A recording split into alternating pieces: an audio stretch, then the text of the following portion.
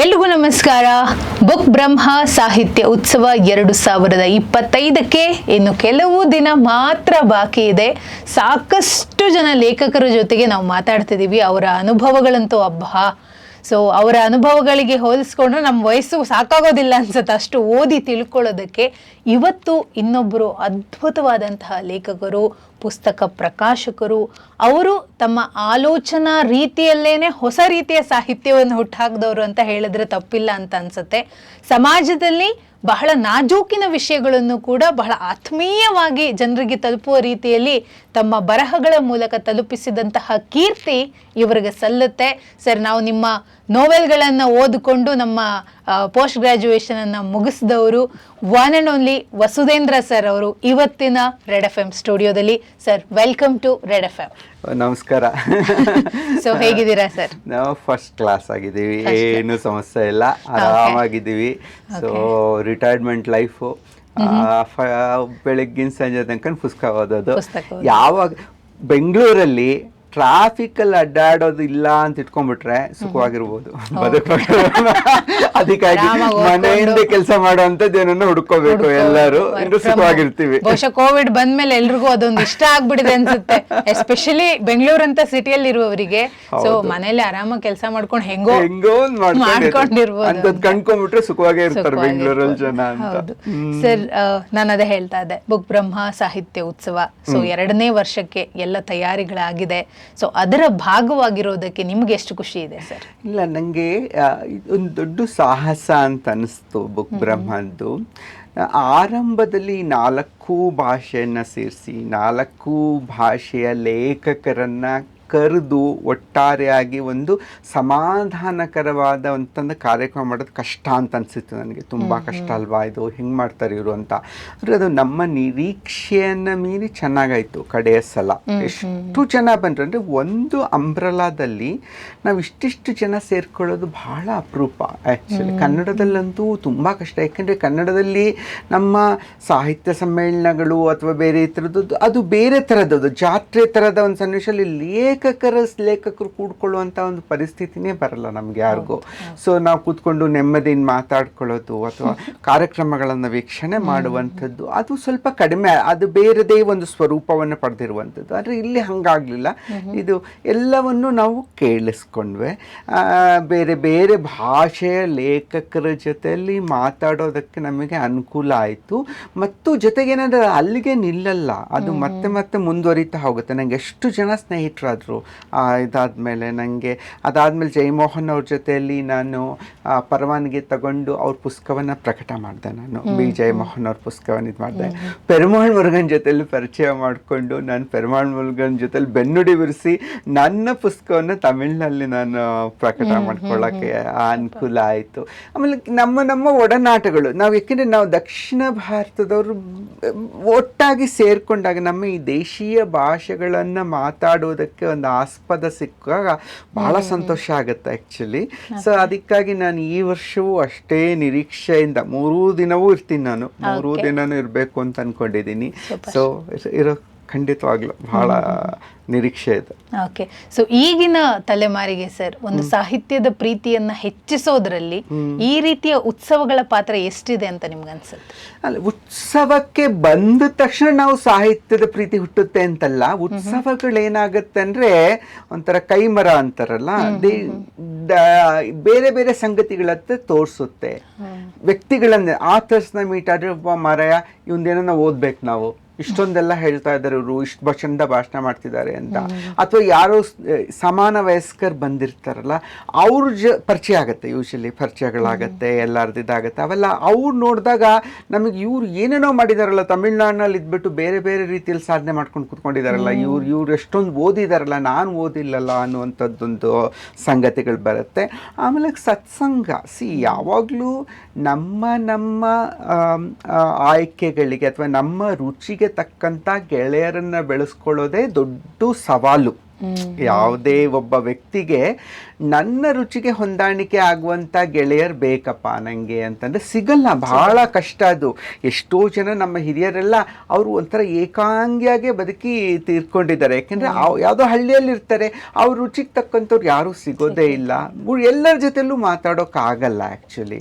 So ಅದು ಇಲ್ಲಿ ನಿಮಗೆ ನಿಮ್ಮ ರುಚಿ, ನಿಮಗೆ ಸಾಹಿತ್ಯ, ಕಲೆ ಇವುಗಳ ಕಡೆಗೆ ನಿಮಗೆ ಒಲವಿತ್ತು ಅಂದರೆ ಅಂತ ಒಂದು ಸಮಾವೇಶಗಳೆಲ್ಲ ಆಗುತ್ತೋ ಅಲ್ಲಿ ಹೋಗಿ ಸೇರ್ಕೋಬೇಕು. ಮತ್ತೆ ಸೊ ಸೇರ್ಕೊಂಡ್ರೆ ಇದಾಗುತ್ತೆ. ಸಿನಿಮಾ ಆಸಕ್ತಿ ಇದ್ದವರು ಫಿಲ್ಮ್ ಫೆಸ್ಟಿವಲ್ಗೆ ಹೋಗ್ತಾರೆ, ಹೋಗ್ಬಿಟ್ಟು ನೋಡ್ಕೊಂಡ್ರೆ ಅವಾಗ ಸಿನಿಮಾಗಳು ಏನು ನೋಡಬೇಕು, ಯಾವ ಸಿನಿಮಾಗಳ ಬಗ್ಗೆ ಮಾತಾಡ್ತಿದ್ದಾರೆ ಜನ, ಯಾವುದ್ರದ್ದು ಏನು ವಿಶೇಷ ಅಂತ ಗೊತ್ತಾಗುತ್ತೆ. ಹಾಗೆ ನಿಮಗೆ ಸಾಹಿತ್ಯದಲ್ಲಿ ಆಸಕ್ತಿ ಇತ್ತು ಅಂತಂದರೆ ಸಾಹಿತ್ಯೋತ್ಸವಗಳಿಗೆ ಬರಬೇಕಾಗತ್ತೆ. ಇವೆಲ್ಲವೂ ಕಡೆಗೆ ಎಲ್ಲೋ ಒಂದು ಕಡೆಗೆ ಮೀಟ್ ಆಗುತ್ತೆ. ಕಲೆಗಳ ಒಂದು ಆ ಪ್ರೀತಿ ಇದೆ ಅಲ್ಲ, ಇದು ಭಾರಿ ಒಳ್ಳೆಯದು. ಎಲ್ಲದಕ್ಕೂ ಯಾವುದೇ ಒಬ್ಬ ಒಳ್ಳೆ ಸಾಹಿತಿ ನನಗೆ ಸಂಗೀತ ಕಂಡ್ರೆ ಆಗಲ್ಲ ಅಂತ ಹೇಳೋ ಉದಾಹರಣೆಗಳೇ ಇರಲ್ಲ ನಿಮಗೆ.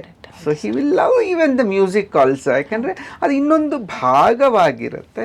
ಅದರಿಂದ ನೀವು if you are interested in arts, any form of arts ಅಲ್ಲ, you should meet good you should attend such kind of seminars, such kind of associations. ಅದು ಮಾಡಿಕೊಂಡ್ರೆ ನಿಮಗೆ ಸುಲಭ ಆಗುತ್ತೆ, ದಾರಿ ಸುಲಭ ಆಗುತ್ತೆ, ಮುಂದುವರಿಯೋದಕ್ಕೆ ದಾರಿ ಸುಲಭ ಆಗುತ್ತೆ. ಓಕೆ ಸರ್, ನೀವು ಈ ಸಲದ ಉತ್ಸವದಲ್ಲಿ ಯಾವ ವಿಷಯದ ಬಗ್ಗೆ ಮಾತಾಡಬೇಕು ಅಂತ ಅಂದ್ಕೊಂಡಿದ್ದೀರಾ? ಯಾವ ವಿಷಯದ ಮೇಲೆ ಬೆಳಕು ಚೆಲ್ಲಲಿದ್ದೀರಿ?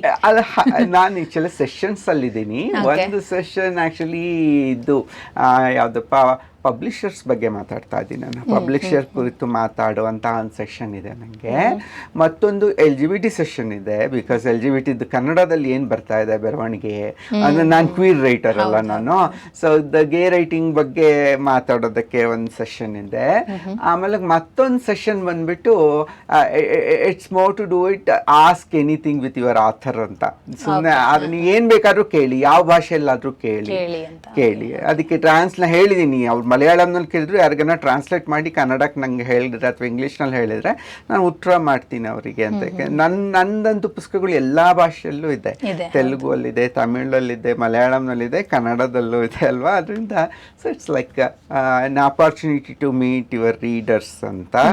So I look forward for that. Super super. So ಇನ್ನು ಅದೇ LGBTQ+ ಆ ಒಂದು ಸಾಹಿತ್ಯಕ್ಕೆ ಸಂಬಂಧಪಟ್ಟಂತೆ ಆ ಒಂದು ಸಮುದಾಯದ ಬಗ್ಗೆ ಕನ್ನಡ ಸಾಹಿತ್ಯದಲ್ಲಿ ಇನ್ನಷ್ಟು ಬರವಣಿಗೆಗಳು ಬರಬೇಕು ಅಂತ ನಿಮ್ಗೆ ಅನ್ಸುತ್ತಾ? ಮತ್ತೆ ಕನ್ನಡ ಸಾಹಿತ್ಯ ಅದನ್ನ ಹೇಗೆ ವೆಲ್ಕಮ್ ಮಾಡಿದೆ ಆ ತರದ ಬರಹಗಳನ್ನು? ಏಕೆಂದ್ರೆ ಇದು ದೊಡ್ಡ ಸಬ್ಜೆಕ್ಟು. ಬಟ್ ಏನಂದ್ರೆ ಆರಂಭದಲ್ಲಿ ಕುತೂಹಲ ಕಾಣಿಸುತ್ತೆ ನಮಗೆಲ್ಲರದು. ಸೊ ಕಾರಂತರಾಗಲಿ ಅಥವಾ ಮಾಸ್ತಿ ಆಗಲಿ, ಅನಂತಮೂರ್ತಿ ಆಗಲಿ, ಇವರೆಲ್ಲರೂ, ಭೈರಪ್ಪ, ಎಲ್ಲರೂ ಕುತೂಹಲವನ್ನು ವ್ಯಕ್ತಪಡಿಸಿದ್ದಾರೆ. ಈವನ್ ಶಾಂತಿನಾಥ್ ದೇಸಾಯಿ. ಬಟ್ ಯಾರಿಗೂ ಒಂದು ಅದರ ಬಗ್ಗೆ ಪರಿಕಲ್ಪನೆಗಳಿರಲಿಲ್ಲ ಅವರಿಗೆ. ಅದು ಏನಿದು ಅಂತ ಅವ್ರಿಗೆ ಬಹುಶಃ ಡಿಸ್ಕಷನ್ ಮಾಡೋಕ್ಕೂ ಸಿಗ್ತಿರ್ಲಿಲ್ಲ ಯಾರು, ಅಥವಾ ಜನ ಅಷ್ಟು ಓಪನ್ ಆಗೂ ಇರಲಿಲ್ಲ ಅನ್ಸುತ್ತೆ ನನಗೆ.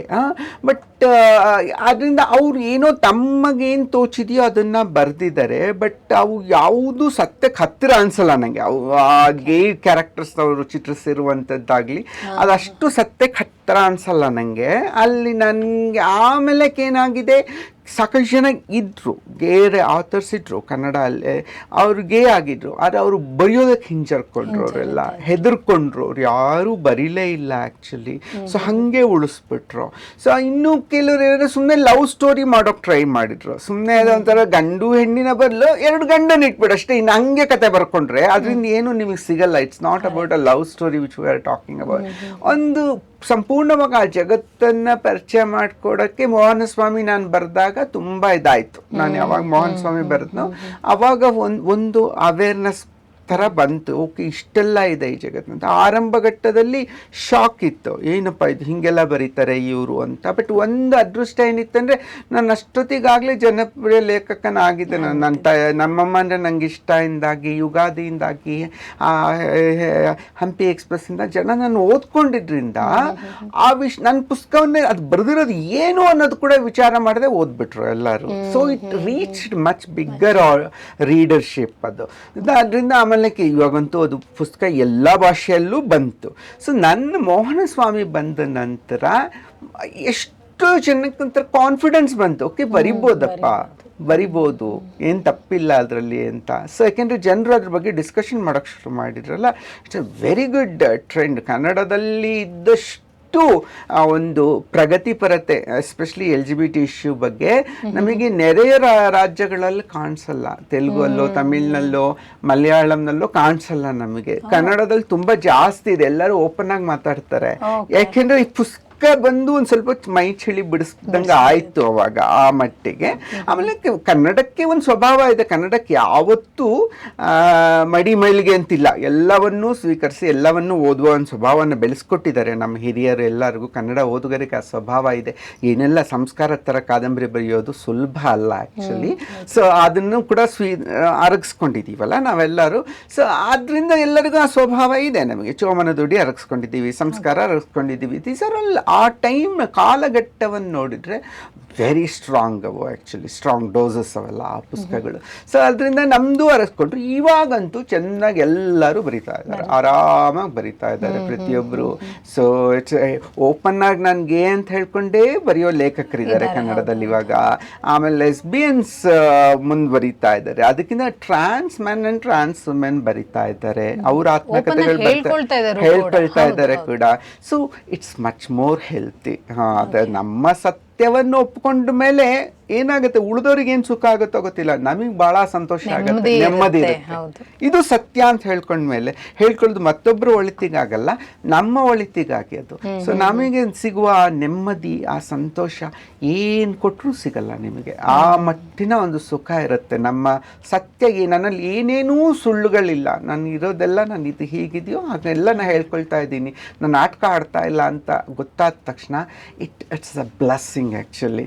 ಸೊ ಅದು ಬ್ಲಿಸ್ ಅಂತಾರಲ್ಲ, ಆ ಥರದ ಒಂದು ಸ್ಟೇಟ್ ಅದು ಆ್ಯಕ್ಚುಲಿ. ಸೊ ಅದರಿಂದ ನಮ್ಮ ಹುಡುಗರು ಬರಿತಾ ಇದ್ದಾರೆ, ಇವಾಗ ಒಪ್ಕೊಳ್ತಿದ್ದಾರೆ, ಮಾತಾಡ್ತಿದ್ದಾರೆ. ಫಸ್ಟ್ ಆಫ್ ಆಲ್ ಈ ಥರ ಲಿಟ್ರೇಚರ್ ಫೆಸ್ಟಿವಲಲ್ಲಿ LGBT ಸೆಷನ್ ಅಂತ ಕನ್ನಡದಲ್ಲಿ ಏರ್ಪಡಿಸ್ತಿರೋದೇ ದೊಡ್ಡ ಸಾಧನೆ. ಕರೆಕ್ಟ್, ಹೌದು ಸರ್. ಅದು ಮಾಡಲ್ಲ ಎಷ್ಟೊಂದು ಜನ. ಸೊ ಅದು ಮಾಡಲ್ಲ, ಬೇರೆಲ್ಲ ಹೋಗ್ತಾರೆ, ಈ ತರ ಸೆಷನ್ ಮುಜುಗರ ಎಲ್ಲ ಇರುತ್ತಲ್ಲ, ಬಟ್ ಇದು ಮಾಡ್ತಾ ಇದ್ದಾರೆ ಅಂದ್ರೆ. So we have to be very proud about our self. ತಡ ಬೇರೆ ದೇಶಗಳಿಗೆ ಹೋಲಿಸಿದ್ರೆ ಇದು ತಡವೇ ಇದು, ಆದ್ರೂ we are very proud of our self in what ever we have done. At least we are there. Okay okay sir, ಇನ್ನು ವಿಷಯಗಳ ಆಯ್ಕೆ ಅಂತ ಬಂದಾಗ್ಲೂ ನಾನು ಆಗ್ಲೇ ಇಂಟ್ರೋ ಕೊಡ್ಬೇಕಾದ್ರಿಂದ ಹೇಳಿದೆ, ಬಹಳ ನಾಜೂಕಾದ ವಿಷಯಗಳನ್ನು ತಗೊಂಡು ಆತ್ಮೀಯವಾಗಿ ಬರೆಯುವಂಥದ್ದು ಅಂತ. ಸೊ ಆ ವಿಷಯಗಳ ಆಯ್ಕೆಗೆ ನಿಮಗೆ ಪ್ರೇರಣೆ ಏನು ಸರ್? ಆಯ್ಕೆಗೆ ಪ್ರೇರಣೆ ಅಂದ್ರೆ ಕಷ್ಟಪ್ಪ, ಹೇಳೋದು ಕಷ್ಟ ಆಗುತ್ತೆ ಆ್ಯಕ್ಚುಲಿ. ಇವಾಗ ಇದನ್ನೇ ತಗೊಳ್ಳೋಣ, ನಾನು ಬಹಳ ಪಾಪ್ಯುಲರ್ ಆಗಿದ್ದು ತೇಜೋ ತುಂಗಭದ್ರ. ಆ್ಯಕ್ಚುಲಿ ಬಹಳ ಪಾಪ್ಯುಲರ್ ಆದಂಥ ಒಂದು ಪುಸ್ತಕ ಅದು ಆ್ಯಕ್ಚುಲಿ, ತೇಜೋ ತುಂಗಭದ್ರ. ಇವಾಗಲೂ ಎಷ್ಟು ಓದ್ತಾರೆ ಅಂದ್ರೆ ಆ ಪುಸ್ತಕನ ಅಷ್ಟು ಓದ್ತಾರೆ. ಆಕ್ಚುಲಿ ನನ್ನ ಕ್ವೆಶ್ಚನ್ ಅಲ್ಲ, ಎರಡೂ ಮೆನ್ಷನ್ ಮಾಡಿದ್ದೆ ನಾನು, ನೀವು ಅದನ್ನ ಹೇಳ್ಬಿಟ್ರಿ. ತೇಜೋ ತುಂಗಭದ್ರ ತುಂಬಾ ಓದ್ತಾರೆ ಪಾಪ ಎಲ್ಲರೂ. ನನಗೊಂದು ಒಂಥರ ಒಂದು ಒಳ್ಳೆಯ ಹೆಸರನ್ನು ತಂದುಕೊಟ್ಟಂತ ಒಂದು ಪುಸ್ತಕ. ಅಲ್ಲಿ ಏನಂದ್ರೆ ನನ್ಗೆ ಈ ಮೋಹನ ಸ್ವಾಮಿ ಬರೆದ ಮೇಲೆ ನನಗೆ ಎಲ್ಲ ಕಡೆಯಲ್ಲೂ ಒಂಥರ ನೀವು ಗೇ ಲೈಫ್ ಬಗ್ಗೆನೇ ಬರೆಯೋಂಥ ಲೇಖಕ ಏನು, ಪರ್ಸನಲ್ ಲೈಫ್ ಬಗ್ಗೆ ಬರೆಯೋದು ಅಂತ. They were all very curious about the personal life only. So ನಮಗೆ ಲೇಖಕರಿಗೆ ಏನಿರುತ್ತೆ ಅಂದರೆ ಒಂದು ಬ್ರ್ಯಾಂಡಿಂಗ್ ಇಷ್ಟ ಆಗಲ್ಲ, ಇದೇ ಥರದ ಲೇಖಕ ಅಲ್ಲ ನಾನು, ಬೇರೆ ಬೇರೆ ಬರೆಯೋ ಶಕ್ತಿ ಇದೆ ಅನ್ನೋವಂಥದ್ದು ನಂಗೆ ಬಹಳ ಮುಖ್ಯ ಆಗಿರುತ್ತೆ. ಆವಾಗ ನಾನೇನು ಮಾಡಿದೆ, ಸರಿ ನಾನು ಇಲ್ಲದ ಜಗತ್ತನ್ನು ಬರೀಬೇಕು ಒಂದು ಕತೆ ಅಂತ. ನಾನೇ ಇರಬಾರ್ದಲ್ಲಿ. ಅವಾಗ ಏನು, ನಾನು ಇರಬಾರ್ದು ಅಂದರೆ ಏನು, ಒಂದು 500 ವರ್ಷ ಹಿಂದಕ್ಕೆ ಹೋಗ್ಬೇಕು, ಹಿಸ್ಟ್ರಿಗೆ ಹೋಗ್ಬಿಟ್ರೆ ಸರಿ ಆಗುತ್ತೆ ಅಂತ ಅಂದ್ಕೊಂಡು. ಸೊ ಅವಾಗ ಒಂದು ಪಟ್ಟು ಹಿಡಿದೆ ನಾನು ಹಿಸ್ಟ್ರಿ ಬರೆಯೋದು ಅಂತ. ಬಟ್ ಗೊತ್ತಲ್ಲ, ನಾವು ಸಾಫ್ಟ್ವೇರ್ ಇಂಜಿನಿಯರ್, ನಾನು ಏನಪ್ಪ ಈ ಹಿಸ್ಟ್ರಿ ಸರಿಯಾಗಿ ಕೂಡ ಸ್ಕೂಲಲ್ಲೇ ಓದಿಲ್ಲ ನಾನು ಹಿಸ್ಟ್ರಿ ಸರಿಯಾಗಿ, ಇನ್ನು ಇವಾಗ ಏನು ಹಿಸ್ಟ್ರಿ ಬರೆಯೋದು ಅಂತ.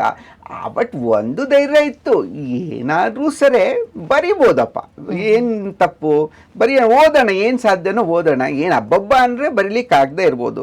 ಪುಸ್ತಕ ಬರಿಬೇಕು ಅಂದ್ಕೊಂಡು ಬರೀಲಿಕ್ಕಾಗದೇ ಇದ್ರೆ ಅದೇನು ದೊಡ್ಡ ಸೋಲಲ್ಲ.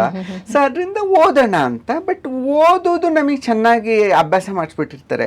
ನಾವು ಸ್ಕೂಲು ಕಾಲೇಜು ನಂದು ಎರಡೂ ತುಂಬ ಒಳ್ಳೇದು ಆ್ಯಕ್ಚುಲಿ. ಎಸ್ಪೆಷಲಿ ಸೂರತ್ಕಲ್ನಲ್ಲಿ ನಾನು ಇದು ಇಂಜಿನಿಯರಿಂಗ್ ಮಾಡಿದ್ದು, ಮತ್ತು ಇಂಡಿಯನ್ ಇನ್ಸ್ಟಿಟ್ಯೂಟ್ ಆಫ್ ಸೈನ್ಸ್ನಲ್ಲಿ ಮಾಸ್ಟರ್ಸ್ ಮಾಡಿರೋದು ನಾನು. ಅಲ್ಲಿ ನಮಗೆ ಪುಸ್ತಕಗಳು ಓದೋದು ಹೆಂಗೆ ಅಂತ ಹೇಳ್ಕೊಟ್ಟಿದ್ದಾರೆ. Especially Indian institute of science is very good at reading the books. ಅಂದರೆ ಯಾವ ಪುಸ್ತಕ ಆದ್ರೂ ಆಗಲಿ ಹೆಂಗೆ ಓದ್ಕೋಬೇಕು, ಅದನ್ನು ಯಾವ ರೀತಿ ಓದ್ಕೋಬೇಕು ಅನ್ನೋದು ನಮಗೆ ಕಲಿಸ್ಕೊಟ್ಟಿರ್ತಾರಲ್ಲ. ಅದರಿಂದಾಗಿ ಪುಸ್ತಕ ಓದೋದು ಕಷ್ಟ ಆಗಲ್ಲ. ಹಿಸ್ಟ್ರಿ ಹೆಂಗೆ ಓದಬೇಕು ಅಂದ್ರೆ 3 ವರ್ಷ ಓದಿದೆ ನಾನು, ಬರೀ 1 ದಿನ 2 ದಿನ ಅಲ್ಲ, 3 ವರ್ಷ ಪುಸ್ತಕ ನಿರಂತರವಾಗಿ ಹಿಸ್ಟ್ರಿ ಓದಿದ್ರೆ. ಈ ಹಿಸ್ಟ್ರಿ ಹೆಂಗೆ ಅಂತಂದರೆ ಈ ಗೂಗಲ್ ಮಾಡ್ದಂಗೆ, ಈಗ ನೀವು ಒಂದು ಕಡೆಗೆ ಯಾವುದೋ ಒಂದು ಸೈಟ್ಗೆ ಹೋಗ್ತೀರಾ, ಬ್ರೌಸಿಂಗ್ ಮಾಡಬೇಕಲ್ಲಕ್ಕೆ, ಆ ಸೈಟಿಂದ ಇನ್ನೊಂದು ಕಡೆಗೆ ಜಂಪ್ ಆಗ್ತೀರಾ, ಅಲ್ಲಿಂದ ಮತ್ತೊಂದು ಜಂಪ್ ಆಗ್ತೀರಾ, ಅಲ್ಲಿಂದ ಮತ್ತೊಂದು ಜಂಪ್ ಆಗ್ತೀರಾ. ಒಂಥರ ಅದು ಒಂದು ಇದು ಥರ ಜೇಡ್ರು ಬಲೆ ಇದ್ದಂಗೆ ಅದಲ್ವಾ, ಬಲೆ ಅದು ಆ್ಯಕ್ಚುಲಿ. ಸೊ ಆ ರೀತಿಯಾಗಾಯಿತು ಹಿಸ್ಟ್ರಿ ನನಗೆ. ಇದು ಅದು ಅದು ಅದು ಅದು ಓದ್ತದೆ, there is no defined syllabus ಅಲ್ವಾ. ಸೊ ನೀವು ಓದ್ತಾನೆ ಹೋಗ್ತಾರೆ, ಏನು ಬೇಕಾದ್ರೂ ಓದ್ತದೆ. And it is an addiction actually, history is an addiction. So ಅದನ್ನೆಲ್ಲ ಆದಮೇಲೆ ಸೊ ನನಗೆ ತೇಜೋ ಬರೆಯೋದಕ್ಕೆ ಧೈರ್ಯ ಬಂತು. ಓಕೆ, ನಾನು ಬರಿಬೋದಪ್ಪ, ಇವಾಗ ಈ ಮಟ್ಟಿಗೆ ಓದಿದ್ದೀನಿ, ಏನಾದರೂ ಬರಿಬೋದು ಅಂತ. ಸೊ ನಮ್ಮ ಬರವಣಿಗೆ ತಡೆ ಇಲ್ಲದೆ ಆಗ್ಬಿಡುತ್ತೆ. ಅವಾಗ ನಿಮ್ಮ ಸರಿಯಾದ ತಯಾರಿ ಇಲ್ಲದ್ರೆ ತುಂಬ ತೊಡಕುಗಳು ಬರುತ್ತೆ ಬರಬೇಕಲ್ಲಕ್ಕೆ. ಒಳ್ಳೆ ತಯಾರಿ ಮಾಡ್ಕೊಂಡಿದ್ರೆ, ಕಾದಂಬರಿ ಅಂತದಕ್ಕೆ ತುಂಬ ತಯಾರಿ ಬೇಕು. ಕತೆ ಆದರೆ ಬರೆದು ಬಿಡ್ಬೋದು, ಒಂದು ಸಿಟ್ಟಿಂಗ್ನಲ್ಲಿ ಬರೆದು ಬಿಡ್ತಾರೆ ಕತೆಗಳನ್ನು. ಆದರೆ ಕಾದಂಬರಿ ಹಂಗಲ್ಲ, ಕಾದಂಬರಿಗೆ ಒಂದು ಒಳ್ಳೆ ತಯಾರಿ ಬೇಕಾಗುತ್ತಲ್ಲ. ಆ ತಯಾರಿ ಮಾಡಿದ್ದು ನನಗೆ ಬರಿಬೇಕಲ್ಲಕ್ಕೆ ನನಗೆ ಗೊತ್ತಾಗ್ತಾ ಹೋಯ್ತು. ನನಗೆಲ್ಲಿ ಹಿಡಿದ ಅಂತರ ಕೈ ಹಿಡಿಯಲ್ಲ. ಅಂದರೆ ಇವಾಗ ಅವ್ರು ಏನು ತಿಂತಿದ್ರು ಅಂದರೆ ಯೋಚನೆ ಮಾಡೋಕ್ಕಾಗತ್ತೆ ನೀವು, ಅವ್ರು ಏನು ತಿಂತಿದ್ರು, ಅವ್ರು ಏನು ಬಟ್ಟೆ ಹಾಕ್ಕೊಂಡಿದ್ರು, ಏನೋ ವರ್ಣಿಸ್ಬೇಕಾಗತ್ತೆ ಅವ್ರ ಬಗ್ಗೆ ಅಂತಂದ್ರೆ ನಿಮ್ಗೆ ಅವೆಲ್ಲ ಗೊತ್ತಿರಬೇಕಾಗತ್ತೆ. ಆಗಿನ ಆಟಗಳೇನು, ಆಗಿನ ಹಬ್ಬಗಳೇನು, ಆಗಿನಿದೆ ಎಲ್ಲ ಆಂಥ್ರೋಪಾಲಜಿ ಅಂತ ಹೇಳ್ತೀರ, ಮಾನವ ಜೀವಶಾಸ್ತ್ರ ಅಂತಾರಲ್ಲ, ಅದು ಚೆನ್ನಾಗಿ ಗೊತ್ತಿರಬೇಕು. ಅದು ಗೊತ್ತಿದ್ರಿಂದ ನಂಗೆ ನಿರರ್ಗಳವಾಗಿ ಮಾತಾಡೋಕೆ ಬಂತದ್ರಲ್ಲಿ, ಕಾದಂಬರಿಯಲ್ಲಿ ಬರೆಯೋದಕ್ಕೆ ಬಂತು. ಆಯ್ತಲ್ಲ, ತೇಜು ಹಿಟ್ ಆದ್ಮೇಲೆ ಮತ್ತೆ ಇವಾಗ ಆ ಪೀರಿಯಡ್ ಬೇಡ, ನಾನು ಡಿಸೈಡ್ ಮಾಡಿಬಿಟ್ಟೆ. ನಾನು ಇನ್ನೂ ಬರೀ ಯಾಕೆಂದರೆ ನಮ್ಮ ಹಳಬರೆಲ್ಲ, ನಮ್ಮ ಹಳೆಯ ಹಿರಿಯರನ್ನೆಲ್ಲ ನೋಡಿದ್ರೆ ಅವ್ರು ಹಿಂಗೆ ಒಂದು ಇತಿಹಾಸನ ಅಭ್ಯಾಸ ಮಾಡಿದ್ರೆ ಅದ್ರ ಮೇಲೆ 7-8 ಕಾದಂಬರಿಗಳು ಬರೆಯೋದು ಹಂಗೆ ಮಾಡಿದ್ದಾರೆ ಹೆಚ್ಚು ಜನ. ಈಗ ವಿಜಯನಗರ ಬರೆದ್ರೆ ಆನಕ್ರು ಅದ್ರ ಮೇಲೆ ಒಂದು 12 ಸೀರೀಸ್ ಬರೆದಿರ್ತಾರೆ. ಅಥವಾ ನಮ್ಮ ಗಳಗ್ನಾಥ್ರವರಾಗ್ಲಿ ಅದ್ರ ಬಗ್ಗೆ ಬರ್ಕೊಳ್ಳಿ. ಹಂಗೆ ಒಂದು ಪೀರಿಯಡ್ನ ಒಂದು ಇದು ಮಾಡ್ಕೊಂಬಿಟ್ಟು ಅದ್ರ ಮುಂದೆ ಬರೀತಾ ಹೋಗುವಂಥದ್ದು ಇರುತ್ತೆ. ಕೊರಟಿ ಶ್ರೀನಿವಾಸ ರಾವ್ ಎಲ್ಲರೂ ಹಂಗೆ ಬರೆದಿದ್ದಾರೆ. ನಂಗೆ ಅದು ಬೇಡವಾಗಿತ್ತು. ಒಂದು ಪೀರಿಯಡ್ ಮುಗಿಸ್ದೆ ಅಂದ್ರೆ ಆಗೋಯ್ತದು, ಅಲ್ಲಿಗೆ ಮುಗಿದೋಯ್ತು ಅಂತ. ಸ್ವಲ್ಪ ಗಿರೀಶ್ ಕಾರ್ನಾಡ್ ಥರ, ಗಿರೀಶ್ ಕಾರ್ನಾಡ್ ಹಾಗೆ ಒಂದೊಂದು ಪೀರಿಯಡ್ದು ಒಂದೊಂದು ಬರೀತಾರೆ ಅವರಷ್ಟೇ. ಟಿಪ್ಪು ಸುಲ್ತಾನ್ ಬಗ್ಗೆ ಒಂದು, ಬಸವಣ್ಣನ ಬಗ್ಗೆ ಒಂದು, ಆಮೇಲೆ ರಾಮರಾಯನ್ ಬಗ್ಗೆ, ಇವೆಲ್ಲ ಬೇರೆ ಬೇರೆ ಪೀರಿಯಡ್ಸ್ದವ್ರು ತಗೊಂಡಿರೋದು. ತುಗ್ಲಕ್ ಬಗ್ಗೆ ಒಂದು. ಸೊ ಒಂದೊಂದು ಕಾಲಘಟ್ಟ ಅಷ್ಟೇ, ಮತ್ತೆ ಜಾಸ್ತಿ ಬರೆಯಲ್ಲ ಅದ್ರ ಬಗ್ಗೆ. ಸೊ ನಂಗೆ ಹಂಗೆ ಬೇರೆ ಕಾಲಘಟ್ಟಕ್ಕೆ ಹೋಗೋಣ, ಇವಾಗ ಇನ್ನೊಂದಕ್ಕೆ ಹೋಗಿ ನೋಡ್ಕೊಡೋಣ ಹೆಂಗಿರುತ್ತೆ ಅಂತ. ಸೊ ಅದಕ್ಕೆ ನಾನು I went to second century. ಕನ್ನಡದಲ್ಲಂತೂ ಯಾವ ಬರವಣಿಗೆಯೂ ಇಲ್ಲ ಆ್ಯಕ್ಚುಲಿ ಸೆಕೆಂಡ್ ಸೆಂಚುರಿಗೆ. ಆ ಸೆಕೆಂಡ್ ಸೆಂಚುರಿಗೆ ಹೋದಾಗ ನನಗೆ ಅಲ್ಲಿಯ ಜಗತ್ತು ಕಾಣಿಸ್ತು. ಚೀನಾದ್ದು, ಸೆಂಟ್ರಲ್ ಏಷ್ಯಾ, ಇರಾನ್, ಇರಾಕ್, ಇದು ಪರ್ಷಿಯಾ ಅಂತ ಏನು ಕರಿತೀವೋ, ಇವೆಲ್ಲವೂ ನಮ್ಮ ಪಾಕಿಸ್ತಾನ, ಅಫ್ಘಾನಿಸ್ತಾನಗಳು ಭಾರತದ ಒಂದು ಭಾಗವಾಗಿ ಬಂದಂಥ ಇದು ಕಾಶ್ಮೀರ.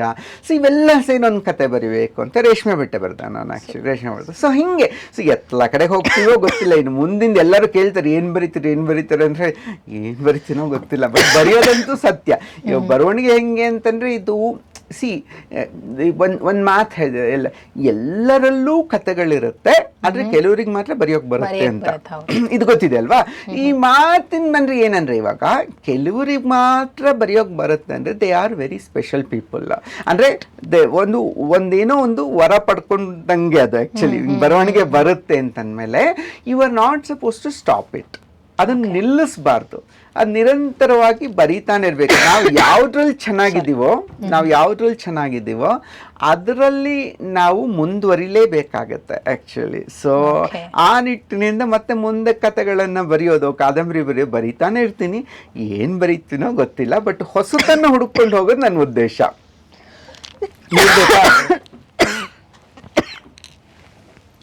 ಥ್ರೋಟ್ ಡ್ರೈ ಫೀಲ್ ಆಗ್ತದೆ. ಹೌದಾ? ನಾನು ಜಾಸ್ತಿ ಮಾತಾಡ್ತಿದ್ದೀನಿ, ನೀವು ಜಾಸ್ತಿ ಕೆಮ್ತಾ ಇದ್ದೀರಿ ಅಲ್ವಾ? ಅಲ್ಲಿದೆಯಾ? ಸರಿ, ಓಕೆ, ಓಕೆನಾ? ಕಂಟಿನ್ಯೂ ಮಾಡೋಣ, ಕಟ್ ಮಾಡೋಣ. ಓಕೆ. ಸೊ ಇನ್ನು ಪ್ರಾದೇಶಿಕ ಸಾಹಿತ್ಯಕ್ಕೆ ಅಂತ ಬಂದಾಗ, ಸೊ ನೀವು ಹೇಳಿದ್ರಿ ಇವಾಗ ಇಡೀ ದೇಶ ಪ್ರಪಂಚ ಎಲ್ಲವನ್ನ ಒಳಗೊಂಡು ಒಂದು ಸಾಹಿತ್ಯವನ್ನ ಬರೆಯೋದು ಒಂದ್ ರೀತಿ, ಒಂದು ಪ್ರಾದೇಶಿಕ ಸಾಹಿತ್ಯಕ್ಕೆ ಮಹತ್ವ ಕೊಟ್ಟು ಬರೆಯೋದು ಒಂದ್ ರೀತಿ ಆಗುತ್ತೆ.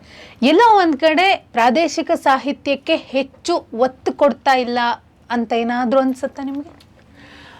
ಅಲ್ಲ, ನೀವು ಪ್ರಾದೇಶಿಕ ಸಾಹಿತ್ಯ ಅಂದ್ರೆ ಏನ್ ಹೇಳ್ತಿದ್ದೀರಿ ಅನ್ನೋಂಥದ್ದು. ಅಂದ್ರೆ ಇವಾಗ ಕನ್ನಡ ಸಾಹಿತ್ಯ ಅಂತಲೇ ಹಂಗೆ ಹೇಳಿದ್ರೆ ಹೌದು, ಕನ್ನಡ ಸಾಹಿತ್ಯಕ್ಕೆ ಆ ಮಟ್ಟಿನ ಒತ್ತು ಇರಲ್ಲ ಆಕ್ಚುಲಿ. ಇದು ಓದುಗರಿಂದಷ್ಟೇ ಬೆಳಿಬೇಕಾಗತ್ತೆ ಆಕ್ಚುಲಿ. ಇವಾಗ ಬೇರೆ ಏನಾಗತ್ತೆ ಅಂದ್ರೆ ಇಂಗ್ಲಿಷ್ ಅನ್ನುವಂಥ ಸಾಹಿತ್ಯಕ್ಕೆ ಏನಾಗತ್ತೆ ಅಂದ್ರೆ ಅಂತಾರಾಷ್ಟ್ರೀಯ ಭಾಷೆ, ಅದಕ್ಕೆ ವಿಪರೀತವಾದ ಮನ್ನಣೆ ಇರುತ್ತೆ. ನೀವು ಇಂಗ್ಲಿಷಲ್ಲಿ ಏನ್ ಬರೆದ್ರು ಅಥವಾ ಇಂಗ್ಲಿಷ್ನಲ್ಲಿ ಏನ್ ಕೆಲಸ ಮಾಡಿದ್ರು ಅದಕ್ಕೆ ಮನ್ನಣೆ ಜಾಸ್ತಿ, ಯೂನಿವರ್ಸಲ್ ಆಡಿಯನ್ಸ್ ಇರುತ್ತೆ. ಸೊ ಕನ್ನಡಕ್ಕೆ ನಾವೇನ್ ಕಡಿಮೆ ಇಲ್ಲ, ನಾವು 7 ಕೋಟಿ ಜನ ಇದ್ದೀವಿ ನಾವು. ಬಟ್ ಅದು ಏನಾಗಿದೆ ಅಂತಂದ್ರೆ, ಸೊ ಮುಂಚಿನಷ್ಟು ಕನ್ನಡದಲ್ಲಿ ಒಂದು ಓದುವ ಒಂದು ಗುಣ ಸಹಜ. ಅದು ಯಾಕೆ ಅಂತಂದ್ರೆ ನಾವು ಶಾಲೆಯಲ್ಲಿ ಮತ್ತು ಕಾಲೇಜಲ್ಲಿ ಅದಕ್ಕೆ ಒತ್ತು ಕೊಡ್ತಾ ಇಲ್ಲ. ಸೊ ಒತ್ತು ಕೊಡಲ್ಲ, ಅದನ್ನ ಭಾಷೆಗೆ ಒತ್ತು ಕೊಡ್ತಾ ಇಲ್ಲ. So may be it's a temporary phase, ಮತ್ತೆ ಬದಲಾಗುತ್ತೆ ಏನೋ ಗೊತ್ತಿಲ್ಲ. ಸೊ ಅದು ಇದಾಗ್ತಾ ಇಲ್ಲ. ಸೊ ಇವಾಗ ಸರ್ಕಾರ ಮುನ್ನಲ್ಲಿ ನಿಂತ್ಕೊಂಡು ಮಾಡ್ಬೇಕಾಗತ್ತೆ ಎಷ್ಟೊಂದು ಕೆಲಸಗಳನ್ನ.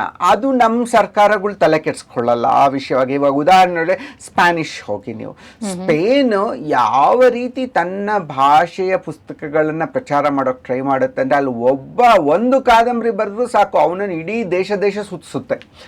ಎಷ್ಟು ಬೇಕೋ ಅಷ್ಟು ಪ್ರಾಜೆಕ್ಟ್ ಅವನ ಸ್ವತಂತ್ರವಾದ ಮೇಲೆ ಬದುಕೋದಕ್ಕೆ ತಯಾರಿ ಮಾಡಿಕೊಡುತ್ತೆ ಅವನಿಗೆ. ಅಂದ್ರೆ ತಮ್ಮ ಲೇಖಕರನ್ನ ನೋಡ್ಕೊಳ್ಳುವ ಒಂದು ಕ್ರಮ ಅಲ್ಲಿ ಇದೆ. ಅದು ಅವ್ರ ಪುಸ್ತಕಗಳನ್ನ ಪ್ರಚಾರ ಮಾಡೋದು, ಅವ್ರ ಪುಸ್ತಕಗಳು ಅವ್ರನ್ನ ಎಲ್ಲ ಲಿಟ್ರೇಚರ್ ಫೆಸ್ಟಿವಲ್ ಕಳ್ಸೋದಕ್ಕೆ ಅವ್ರು ಇದು ಮಾಡೋದು. ಆಮೇಲೆ ಅವ್ರು ಇನ್ನೂ ಏನ್ ಮಾಡ್ತಾರೆ, ಅವರ ಪುಸ್ತಕಗಳ ಬೇರೆ ಭಾಷೆಗಳಿಗೆ ಅನುವಾದ ಆಗೋದಕ್ಕೆ ಗ್ರಾಂಟ್ಸ್ ಕೊಡ್ತಾರೆ. ಸ್ಪ್ಯಾನಿಷ್ ಇರ್ಬೋದು, ಜರ್ಮನಿ ಇರ್ಬೋದು, ಅಥವಾ ಇದು ಫ್ರಾನ್ಸ್ ಇರ್ಬೋದು, ಎಲ್ಲ ಯುರೋಪಿಯನ್ನವರು, ಜಪಾನ್ ಎಷ್ಟೋ ಇದು ಕೊಡುತ್ತೆ, ಸಹಾಯ ಮಾಡುತ್ತೆ. ಜಪಾನ್ ಟು ಕನ್ನಡ ಬುಕ್ಸ್ ತರ್ತೀವಿ ಅಂತಂದ್ರೆ ಎಲ್ಲ ಮಾಡ್ತಾರೆ. ಸೊ ಅಂದ್ರೆ ಏನಂದ್ರೆ ಅದು ಎಲ್ಲಿರುತ್ತೆ ಇವಾಗ ಕನ್ನಡ ಟು ಬೇರೆ ಭಾಷೆಗೆ ಎಲ್ಲಿ ತುಂಬಾ ಅಪರೂಪ ಅಲ್ವಾ? ಸೊ ಇಲ್ಲಿ ಟ್ಯಾಲೆಂಟ್ಸ್ ಇಲ್ಲ ಅಂತಲ್ಲ, ಬೇಕಾದಷ್ಟು ಟ್ಯಾಲೆಂಟ್ಸ್ ಇರುತ್ತೆ. ಆದರೆ ಈ ರೀತಿಯ ಒಂದು ಪ್ರೋತ್ಸಾಹ ನಮಗೆ ಇರಲ್ಲ. ಬಟ್ ಅದು ದೇಶ ಕಾಲ ಅಂತಾರೆ ಇದಕ್ಕೆಲ್ಲ. ಅದು ನಾವು ಹುಟ್ಟಿದ ದೇಶ ಕಾಲದ ಮಹಿಮೆ ಅದು ಅಷ್ಟೇ. ಸೊ ನಾವು ಅದನ್ನು ಅನುಭವಿಸ್ಬೇಕಾಗತ್ತೆ. ಇವಾಗ ಉದಾಹರಣೆಗೆ ಹೇಳಬೇಕು ಅಂದ್ರೆ, ಕೆಲವು ಅನುಕೂಲಗಳಿರ್ತವೆ, ಕೆಲವು ಅನಾನುಕೂಲಗಳಿರ್ತವೆ ದೇಶ ಕಾಲದಿಂದ. ಅನುಕೂಲ ಇದ್ರೆ ನಾನು ಇಂಜಿನಿಯರಿಂಗ್ ಮುಗಿಸಿದ್ದು ಕರೆಕ್ಟಾಗಿ 1990. ಅವಾಗ ಅದು ಪ್ರೈಮ್ ಟೈಮ್ ಇಂಡಿಯಾದಲ್ಲಿ. ನೀವು ಇಂಜಿನಿಯರಿಂಗ್ ಮಾಡ್ಕೊಂಡ್ಬಿಟ್ರಿ ಅಂತಂದ್ರೆ, ಸೊ ಆ ಟೈಮ್ನಲ್ಲಿ ಸಾಫ್ಟ್ವೇರ್ ಹೆಂಗೆ ಬ್ಲೂಮ್ ಆಗ್ತಿತ್ತು ಇಂಡಿಯಾದಲ್ಲಿ ಅಂತಂದ್ರೆ, ಯು ಹ್ಯಾವ್ ಅದ್ರದ್ದು ಎಲ್ಲ ಫಲಗಳನ್ನು ನಾವು ಅನುಭವಿಸಿದ್ವಿ. ಬಹುಶಃ ಇವಾಗ ಈ ಕಾಲಘಟ್ಟದಲ್ಲಿ ಇವಾಗ ಸಾಫ್ಟ್ವೇರ್ ಇಂಜಿನಿಯರ್ ಆ ಮಟ್ಟಿನ ಒಂದು ಆಕರ್ಷಣೆ ಇಲ್ವೇ ಇಲ್ಲ ಇವಾಗ, ಇಲ್ಲಲ್ವಾ? ಸೊ ಅದು ದೇಶ ಕಾಲ ಅನ್ನೋದು ಅದಕ್ಕೆ ಆ ಟೈಮ್ನಲ್ಲಿ ಇದರಲ್ಲಿ ಇದಾಗಬೇಕಂತ. ಬಹುಶಃ ಸಾಹಿತ್ಯದ ಈ ಕಾಲಘಟ್ಟದ ಕೆಲವು ಸವಾಲುಗಳು ನಮ್ಗೆಲ್ಲರಿಗೂ ಇದೆ. ಕನ್ನಡದವ್ರಿಗಿದೆ, ತೆಲುಗು ಅವ್ರಿಗಿದೆ, ತಮಿಳ್ರಿಗಿದೆ, ಮಲಯಾಳಂಗಿದೆ. But still Kannada is doing very well compared to Telugu. ಇವೆಲ್ಲ ನೋಡಿದ್ರೆ ಚೆನ್ನಾಗಿದೆ. But Tamil and Malayalam they have their own powers ಅಂತ ಹೇಳ್ತಾರೆ. ಅಲ್ಲಿನೂ ತುಂಬ ದೊಡ್ಡ ಆಡಿಯನ್ಸ್ ಎಲ್ಲ ಇದೆ ಅಂತ ಅನ್ಸುತ್ತೆ. ಬಟ್ ಇವ್ನ ಯಾರೂ ಸ್ಟಡಿ ಮಾಡಿಲ್ಲ ಆ್ಯಕ್ಚುಲಿ. ಕನ್ನಡದಲ್ಲಿ ಏನು ನನಗೆ ಅಂತ ನಿರಾಸೆ ಅಂತೂ ಆಗಿಲ್ಲ. ಇವ ನನ್ನ ಪುಸ್ತಕಗಳಂತೂ ಈ ತೇಜೋತಂಗಂಬರಿ 20,000 ಕಾದಂಬರಿ ಖರ್ಚಾಗಿದೆ ನಂದು. ಸೊ 20,000 ಕಾದಂಬರಿ ನನ್ನ ಪ್ರಕಾರ it's a big readership actually. ಎಷ್ಟೋ ಇಂಗ್ಲೀಷ್ ಆಥರ್ಸು ಅಷ್ಟು ಮಾರಾಟ ಆಗಲ್ಲ ಯಾರಿಗೂ. ಸೊ ಅದರಿಂದ ಇರೋದ್ರಲ್ಲಿ ಖುಷಿಯಾಗಿರೋಣ, ಏನು ತೊಂದರೆ ಇಲ್ಲ. ಕಡೆಗೂ ಇಲ್ಲಿ ಇರೋ ಉದ್ದೇಶ ಏನಂದ್ರೆ, ಓದುಗರು ಎಷ್ಟಿದ್ದಾರೆ ಅಂತ ಅನ್ಕೊಂಡು ಬರೆಯೋದಲ್ವೇ ಅಲ್ಲಲ್ವಾ? ಕಡೆಗೂ ನಾವು ಬರಿತಾ ಇರೋದು ನಮ್ಮ ಒಂದು ಸ್ಯಾಟಿಸ್ಫ್ಯಾಕ್ಷನ್ ಇರಬೇಕಾಗತ್ತೆ. ನಮಗೆ ಬರುತ್ತಪ್ಪ, ಇದು ಬರವಣಿಗೆ ಬರುತ್ತೆ, ಬರಿಬೇಕು ಅನ್ನೋದು ಒಂದು. ಅಫ್ಕೋರ್ಸ್ ಓದುಗರು ಬೇಕು. ಯಾರು ಕೇಳಲ್ಲ ಅಂದರೆ ನೀವು ಬರೆಯಲ್ಲ. ಇನ್ನು ಯಾರು ಪುಸ್ತಕನೇ ಓದಲ್ಲ ಅಂದರೆ ಇಲ್ಲ, ನಿಂತು ಹೋಗುತ್ತೆ ಅದು. ಸೊ ಅದು ಕವಿಯಾಗಿ ಶಿವರುದ್ರಪ್ಪ ಯಾರು ಕೇಳಲಿ ಎಂದು ನಾನು ಹಾಡುವುದಿಲ್ಲ ಅಂತ ಹೇಳ್ತಾರೆ. ಬಟ್ ಅದು ಅಷ್ಟು ಸತ್ಯ ಅಲ್ಲ ಆ್ಯಕ್ಚುಲಿ. ಬರವಣಿಗೆ ಓದುಗರಿಲ್ಲ ಅಂದರೆ ಬರವಣಿಗೆ ನಿಲ್ಲುತ್ತೆ ಅದು. ಸೊ ಅದಕ್ಕೆ ಅಷ್ಟು ಮಟ್ಟಿಗಂತೂ ಇದೆ ಕನ್ನಡದಲ್ಲಿ, ಆ ವಾತಾವರಣವಂತೂ ಇದೆ. ಸೊ ಹೆಚ್ಚಾಗಬೇಕು, ಆಗ್ಬೇಕು. ಸರ್, ನೀವು ಪ್ರಕಾಶಕರು ಕೂಡ ಆಗಿರೋದ್ರಿಂದಾಗಿ, ಸೊ ನಮ್ಮ ಸಾಹಿತ್ಯವನ್ನ ಶ್ರೀಮಂತಗೊಳಿಸೋದಕ್ಕೆ ನಮ್ಮ ಬರಹಗಾರರಿದ್ದಾರೆ. ಬರಹಗಾರರ ಬದುಕನ್ನ ಶ್ರೀಮಂತಗೊಳಿಸೋದಕ್ಕೆ ಸೊ ಪ್ರಕಾಶಕರು ಕೂಡ ಬೇಕಾಗ್ತಾರೆ. ಆದ್ರೆ ಅವರಿಗೆ ಯಾವ ರೀತಿಯ ಒಂದು ಸಪೋರ್ಟ್ ಬೇಕಾಗಿದೆ ಇವಾಗ ಗೌರ್ಮೆಂಟ್ ಇಂದ ಆಗಿರ್ಬೋದು ಅಥವಾ ಜನರಿಂದ ಆಗಿರ್ಬೋದು. ಅಂದರೆ ಶ್ರೀಮಂತಗೊಳಿಸೋದು ಅಂತಂದರೆ ದಯವಿಟ್ಟು ಇಲ್ಲಿ ಶ್ರೀಮಂತಿಕೆ ಅಂತಂದರೆ ಹಣ ಅಂತಂತೂ ಅನ್ಕೋಬೇಡಿ ನೀವು. ದಯವಿಟ್ಟು ಯಾರು ಪುಸ್ತಕದಿಂದ ಹಣವನ್ನು ಆಪರಿಯಾಗಿ ನಿರೀಕ್ಷೆನೂ ಮಾಡ್ತಾ ಇಲ್ಲ ಅಷ್ಟೇ. ಅದೊಂಥರ ಸುಮ್ಮನೆ ಎಲೆ ಅಡಿಕೆಯಲ್ಲಿ ದಕ್ಷಿಣ ಇಟ್ಟಂಗೆ ಒಂಚೂರು ಗೌರವಪೂರ್ವಕ ಕೊಡುವಂಥದ್ದಷ್ಟೇ. ಅದು ಎಲ್ಲರೂ ಗೌರವಧನ ಅಂತ ಕರಿತೀವಿ ನಾವು ಎಲ್ಲರೂ. ಅಂದರೆ ಯಾರು ನೀವು ರಾಯಧನ ಅಂತ ಅನ್ನಲ್ಲ, ನಮ್ಮಲ್ಲಿ ಗೌರವಧನ ಅಂತೀವಿ ನಾವು. ರಾಯಲ್ಟಿ ಅಲ್ಲಪ್ಪ, ಅದು ಸ್ವಲ್ಪ ಗೌರವದಿಂದ ಕೊಡುವ ಹಣ ಅನ್ನೋಂಥದ್ದು. ಏನಂತ ದೊಡ್ಡ ಹಣ ಏನೂ ಇಲ್ಲ ಪುಸ್ತಕ ಲೇಖಕರಿಗೆ ನನಗೆ ಗೊತ್ತಿರೋ ಪ್ರಕಾರ. ಬಟ್ ಏನಂತಂದ್ರೆ ಏನು ಸಮಸ್ಯೆ ಆಗ್ತಿತ್ತು ಅಂತಂದರೆ, ಹೊಸಬರನ್ನು ಗುರುತಿಸುವುದಕ್ಕೆ ಒಂದು ಸಮಸ್ಯೆ ಇತ್ತು ಕನ್ನಡದಲ್ಲಿ. ಹೊಸ ಲೇಖಕರು ಯಾರಾದರೂ ಬರೆದ್ರೆ ಅವರ ಹಸ್ತಪ್ರತಿಗಳನ್ನು ಆಸಕ್ತಿಯಿಂದ ಓದಿ, ಅದು ಇಲ್ಲ ಚೆನ್ನಾಗಿದೆ, ಇದು ಏನೋ ಅಟೆಂಪ್ಟ್ ಮಾಡಿದ್ದಾರೆ ಅಂತ ಅದನ್ನು ಪರಿಗಣಿಸಿ ಅದನ್ನು ಶ್ರದ್ಧೆಯಿಂದ ಪ್ರಕಟಿಸುವಂಥ ಒಂದು ಕ್ರಮ ಕಡಿಮೆ ಆಗಿತ್ತು ಕನ್ನಡದಲ್ಲಿ. ಬರೀ ನೆಟ್ವರ್ಕಿಂದ ಆಗ್ತಿತ್ತು. ನನಗೆ ಯಾರೋ ಗೊತ್ತು, ನನಗೆ ಯಾರೋ ಇದು ಮಾಡಿದ್ರು, ನನಗೆ ಯಾರೋ ಪ್ರಶಂಸೆ ಮಾಡಿದ್ರು ಅಂತ ಅನ್ನೋ ಕಾರಣಕ್ಕೆ ಪುಸ್ತಕ ಪ್ರಕಟ ಆಗ್ತಿತ್ತು. ನನಗೆ ಯಾರೂ ಗೊತ್ತಿಲ್ಲಪ್ಪ, ಯಾವುದೋ ಹಳ್ಳಿಯಲ್ಲಿ ಕೂತು ಬರಿತಿದ್ದೀನಿ, ನಾನು ಯಾರಿಗೂ ಪ್ರಕಾಶಕರಿಗೆ ನನ್ನ ಮ್ಯಾನ್ಸ್ಕ್ರಿಪ್ಟ್ ಕೊಟ್ಟು ಕಳಿಸ್ತೀನಿ, ಅದು ಪ್ರಕಟ ಆಗಬೇಕು ಅಂದ್ರೆ ಬಹಳ ಕಷ್ಟ ಆಯಿತು. ನಾವು ಚಂದ ಪುಸ್ತಕದ ಬಂದ್ಮೇಲೆ ಅದಕ್ಕೆ ಹೆಚ್ಚು ಮಹತ್ವ ಕೊಡ್ತಾ ಹೋದ್ವಿ. ನೀವು ಯಾರನ್ನ ಆಗಿರಿ, ನಮಗೆ ನೀವು ಯಾರು ಅನ್ನೋದು ನಮಗೆ ಇದೇ ಇಲ್ಲ. ನಮಗೆ ನೀವು ಬರೆದಿದ್ದಾಗಿ ನಮಗೆ ಅದರಲ್ಲಿ ಏನಾದರೂ ಒಂದು ಒಳಿತು ಕಂಡ್ರೆ, ಅದರಲ್ಲಿ ಏನಾದರೂ ಒಂದು ವಿಶೇಷ ಕಂಡ್ರೆ ನಾವು ಪ್ರಕಟಿಸ್ತೀವಿ ಅಂತ. ಯಾಕಂದರೆ ಎಷ್ಟೋ ಸಲ ನಾನು ಪುಸ್ತಕ ಪ್ರಕಟ ಮಾಡಿದ ಮೇಲೂ ಲೇಖಕರ ಮುಖ ನೋಡಿಲ್ಲ ನಾನು. ಎಷ್ಟೊಂದು ಪುಸ್ತಕಗಳ ಲೇಖಕರ ಮುಖವನ್ನೇ ನೋಡಿಲ್ಲ ನಾನು. ಹಾಗೆ ಪ್ರಕಟ ಮಾಡಿರ್ತೀನಿ ನಾನು. ಪ್ರಕಟ ಮಾಡಿ ಪುಸ್ತಕ ಆದಮೇಲೆ ಅವ್ರಿಗೆ ಕೊಟ್ಟು ಕಳಿಸಿ ಆಮೇಲೆ ಕೆಲವು 2 ವರ್ಷ 3 ವರ್ಷದ ನಂತರ ಅವ್ರನ್ನ ಕಂಡಿದ್ದೀನಿ ನಾನು ಎಷ್ಟೋ ಸಂದರ್ಭದಲ್ಲಿ. ಅಂದರೆ ಏನಾಯ್ತು, ಆ ಒಂದು ಟ್ರೆಂಡ್ ಬಂದಮೇಲೆ ಇವಾಗ ಎಲ್ಲ ಅದೇ ಥರ ಆಗಿದೆ. ಇವಾಗ ಅಷ್ಟು ಕಷ್ಟ ಇಲ್ಲ ಕನ್ನಡದಲ್ಲಿ ಪುಸ್ತಕ ಪ್ರಕಟ ಮಾಡೋದು ಕಷ್ಟ ಇಲ್ಲ. ಅದಕ್ಕೆ 2-3 ಕಾರಣ. ಒಂದು ಕಾರಣ ಟೆಕ್ನಾಲಜಿ. ಮುಂಚೆ ಎಲ್ಲ ಒಂದು ಪುಸ್ತಕ ಮಾಡೋದ್ರೆ ಎಷ್ಟು ಕಷ್ಟ ಇತ್ತು, ಮಳೆ ಜೋಡಿಸಿ ಎಲ್ಲ ಮಾಡೋದಿತ್ತಲ್ಲ, ಅದು ಬಹಳ ಕಷ್ಟದ ಕೆಲಸ ಅದು. ಅದರಿಂದ ಅಷ್ಟು ಸಮಸ್ಯೆ ಆಗ್ತದೆ. ಇವಾಗ ಏನು, ಅಯ್ಯೋ ರಾತ್ರಿ ಪುಸ್ತಕ ಮಾಡ್ಬೋದು ಇವಾಗ, ಅಷ್ಟು ಆಗೋಗ್ಬಿಡುತ್ತೆ, ಅಷ್ಟು ಸುಲಭ ಆಗೋಗಿದೆ ಇವಾಗ. ಇವಾಗಂತೂ ಪ್ರಿಂಟ್ ಆ್ಯಂಡ್ ಡಿಮ್ಯಾಂಡ್ ಎಲ್ಲ ಬಂದ್ಬಿಟ್ಟು ಎಲ್ಲರಿಗೂ ಕಂಪ್ಯೂಟರ್ ಗೊತ್ತು, ಎಲ್ಲರಿಗೂ ಸಾಫ್ಟ್ವೇರ್ ಗೊತ್ತು. It's such N easy process these days ಅಲ್ಲ. ಸೊ ನಮಗೇನು ಸಮಸ್ಯೆ ಆಗಲ್ಲ ಇವಾಗ. ಸೊ ಆ ನಿಟ್ಟಿನಿಂದ ಆಗ್ತಾ ಇದೆ. ನಿಮಗೆ ಬೇಕಾಗಿರೋದು ಇವಾಗ ಏನಪ್ಪ ಅಂದರೆ ಗುರುತಿಸುವಂಥದ್ದು, ಟ್ಯಾಲೆಂಟ್ನ ಗುರುತಿಸಿರೋದು, ಆಮೇಲೆ ಪರಿಶುದ್ಧವಾಗಿ ಪ್ರಕಟಿಸೋದು. ಚಂದ ಪ್ರಕಟಿಸ್ಬೇಕು, ತಪ್ಪಿಲ್ಲದೆ, ಒಂದು ಅಚ್ಚುಕಟ್ಟಾಗಿ, ಒಂದು ಒಳ್ಳೆ ಮುಖಪುಟದಿಂದ. ಅದು 2ನೇ ಹಂತದ ಚಾಲೆಂಜು. 3ನೇ ಹಂತದ ಚಾಲೆಂಜ್ ಪ್ರಚಾರ ಮಾಡಬೇಕು. ಪ್ರಚಾರ ಮಾಡದೆ ಪುಸ್ತಕ ತಲುಪಲ್ಲ. ಕೆಲವೊಂದು ಎಷ್ಟು ಒಳ್ಳೆ ಪುಸ್ತಕ ಇರುತ್ತೆ, ಪ್ರಚಾರ ಇಲ್ಲದೆ ಅವು ಹಾಗೆ ಬಿದ್ದು ಹೋಗ್ಬಿಡ್ತವೆ. ಆ ಪ್ರಚಾರದ ತಂತ್ರಗಳು ಬೇರೆ ಆಗ್ಬಿಟ್ಟಿವೆ. ಮುಂಚೆ ಎಲ್ಲ ಪ್ರಚಾರ ಅಂದರೆ ಬುಕ್ ಲಾಂಚ್ ಮಾಡೋದು ಹಂಗೆ ಇತ್ತಲ್ಲ, ಇವಾಗ ಹಂಗಲ್ಲ. Social media has taken over. So social media ಮೂಲಕ ಹೇಗೆ ನೀವು ಪ್ರಚಾರ ಮಾಡಬೇಕು. ಯಾಕೆಂದ್ರೆ ವೃತ್ತಪತ್ರಿಕೆಗಳನ್ನು ನಿಲ್ಲಿಸ್ಬಿಟ್ಟಿವೆ, ರಿವ್ಯೂ ಎಲ್ಲ ಬರೆಯಲ್ಲ ಬಹುತೇಕ ವೃತ್ತಪತ್ರಿಕೆಗಳು ಇವಾಗ. ಯಾಕೆಂದರೆ ಇಟ್ಸ್ ನಾಟ್ ಕಮರ್ಷಿಯಲಿ ವಯಬಲ್ ಅಂತವ್ರಿಗೆ. ಸೊ ಅದರಿಂದ ಅವ್ರು ಬರಿತಾ ಇಲ್ಲ ಅವ್ರು ಯಾರು. ಸೊ ನಮಗೆ ಸಾಹಿತ್ಯಕ್ಕಾಗೇ ಮೀಸಲಾಗಿರುವಂಥ ಪತ್ರಿಕೆಗಳು ಅವು ಹೆಚ್ಚು ಪ್ರಚಾರದಲ್ಲಿ ಇಲ್ಲ. ಸ್ವಲ್ಪ ಏನೋ ಕಷ್ಟಪಡ್ತಿದ್ದಾರೆ ಅವರು, but they are not doing A great justice. ಇವಾಗ ಕನ್ನಡಲ್ಲಂತೂ ಎಲ್ಲೋ ಒಂದು ಕಡೆಗೆ ಒಳ್ಳೇದಿದೆ ಪುಸ್ತಕ ಅಂತ ಬಂದರೆ ಅದೊಂದು 1000 ಪ್ರತಿ ಖರ್ಚಾಗುತ್ತೆ ಅನ್ನುವಂಥ ಸ್ಥಿತಿಯೇ ಇಲ್ಲ. 1000 ಬಿಡಿ, 100 ಪ್ರತಿ. ಇವಾಗ ಇಂಥಲ್ಲಿ ನನ್ನ ರಿವ್ಯೂ ಬಂತು, ಇವಾಗ ಯಾರೋ ಅಥವಾ ಈ ಲೇಖಕರು ನನ್ನ ಕೃತಿಯನ್ನು ಮೆಚ್ಚಿದ್ರು ಅಂದರೆ 100 ಕೃತಿ ಸೇಲ್ ಆಗುತ್ತೆ. ಅದಿಲ್ಲ ನಮ್ಮಲ್ಲಿ, ಇಲ್ಲವೇ ಇಲ್ಲ ಅದು. ಆ್ಯಕ್ಚುಲಿ ಇವಾಗ ನೋಡಿ, ಬೂಕರ್ ಪ್ರೈಸ್ ಬಂತು ಅಂದ ತಕ್ಷಣ ಎಷ್ಟು ಕೋಟಿಗಟ್ಟಲೆ ಪ್ರತಿಗಳು ಖರ್ಚಾಗಿದೆ. ಅಂದರೆ ಬೂಕರ್ ಏನು ಮಾಡಿದೆ, ಆ ಮಟ್ಟಿಗೆ ಒಂದು ತಮ್ಮ ಇದನ್ನು ಪ್ರಚಾರವೂ ಇದೆ, ಇಷ್ಟು ಕನ್ಸಿಸ್ಟೆಂಟಾಗಿ ಮಾಡ್ಕೊಂಡು ಬಂದು ತಮ್ಮ ನಿಲುವನ್ನು ಉಳಿಸ್ಕೊಂಡಿದ್ದಾರೆ, ಅವರು ತಮ್ಮ ಘನತೆಯನ್ನು ಉಳಿಸ್ಕೊಂಡಿದ್ದಾರೆ. ಅವ್ರ ಬಗ್ಗೆ ಇನ್ನೂ ಕಾಳಜಿ ಇದೆ ಜನಕ್ಕೆ, ಅವ್ರು ಹೇಳೋದ್ರ ಬಗ್ಗೆ ಗೌರವ ಇದೆ. ನಮಗೆ ಹಂಗಿಲ್ಲ ಏನು ಕನ್ನಡದಲ್ಲಿ ಆ ಥರದ್ದು. ಏನೋ ಒಂದು ದೊಡ್ಡ ಪ್ರಶಸ್ತಿ ಬಂದರೆ ಅದು ವಿಪರೀತ ಖರ್ಚಾಗತ್ತಪ್ಪ ಪುಸ್ತಕ ಅನ್ನುವಂಥದ್ದಿಲ್ಲ. ಸ್ವಲ್ಪ ಮಟ್ಟಿಗೆ ಜ್ಞಾನಪೀಠ, ಕೇಂದ್ರ ಸಾಹಿತ್ಯ ಅಕಾಡೆಮಿ ಅವು ಮಾಡುತ್ತೆ, ಒಂದು ಸ್ವಲ್ಪ ಬದಲಾವಣೆ ಬರುತ್ತೆ. ಬಟ್ ಉಳಿದಂತೆ ಇದ್ದಿಲ್ಲ. ಅದು ಆಗಬೇಕು. ಅದು ಆದಾಗ ಹೆಚ್ಚು ಬೆಲೆ ಬರುತ್ತೆ, ಎಲ್ಲ ಪುಸ್ತಕಗಳಿಗೆ ಬೆಲೆ ಬರುತ್ತೆ. ಸೊ ಪ್ರಕಾಶನದಲ್ಲಿ ಇವು 3. ಸೊ ಗುರುತಿಸುವಿಕೆ, ಪ್ರೊಡಕ್ಷನ್ ಹೇಗೆ ಚಂದ ಪ್ರೊಡಕ್ಷನ್ ಮಾಡ್ತಾರೆ ಅಂತ, ಪ್ರಚಾರ ಮಾಡಿದ್ರೆ ತುಂಬ ಚೆನ್ನಾಗಾಗತ್ತೆ ಎಲ್ಲ ರೀತಿ. ಇನ್ನು ಉಳಿದಿದ್ದೆಲ್ಲ ಬೇರೆ ಬೇರೆ ಸಣ್ಣ ಸಂಗತಿಗಳೆಲ್ಲ ಬರುತ್ತೆ. ಅಂತಂದರೆ ತಲುಪಿಸೋದು, ಯಾವಾಗ ಬೇಕು ಅಂದ ತಕ್ಷಣ ಸಿಗೋವಂತೆ ನೋಡ್ಕೊಳ್ಳೋದು ಪುಸ್ತಕನ, ಯಾರಿಗೇ ಆಗಲಿ ನಿಮಗೆಲ್ಲ ಆಗಲಿ ಸರಿಯಾದ ಬೆಲೆ ಇಡುವಂಥದ್ದು, ಪುಸ್ತಕಕ್ಕೆ ಬೆಲೆ ಇಡುವಂಥದ್ದು.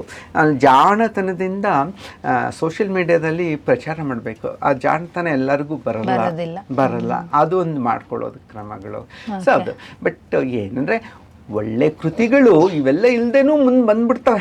ಒಳ್ಳೆ ಒಂದು ಈ ಹೊಳೆಯುವ ಒಂದು ವಜ್ರವನ್ನು ಎಲ್ಲಿಟ್ರು ಅಲ್ಲಿ ಜನ ಬಂದು ನೋಡ್ತಾರೆ. ಅದನ್ನು ಬಾಯಿಂದ ಬಾಯಿ ಪ್ರಚಾರವೇ ಸಾಕಷ್ಟು ಆಗತ್ತೆ ಬಟ್ ಆದ್ರೂ ಸ್ವಲ್ಪ ಸಪೋರ್ಟ್ ಬೇಕಾಗುತ್ತೆ. ಸರ್, ಇವಾಗ ಸಾಕಷ್ಟು ಕಾದಂಬರಿಗಳು. ಬೆಸ್ಟ್ ಎಂಟರ್ಟೈನ್ಮೆಂಟ್ಗಾಗಿ ಲೈಕ್, ಫಾಲೋ ಮತ್ತು ಸಬ್ಸ್ಕ್ರೈಬ್ ಮಾಡಿ ರೆಡ್ FM ಕನ್ನಡ.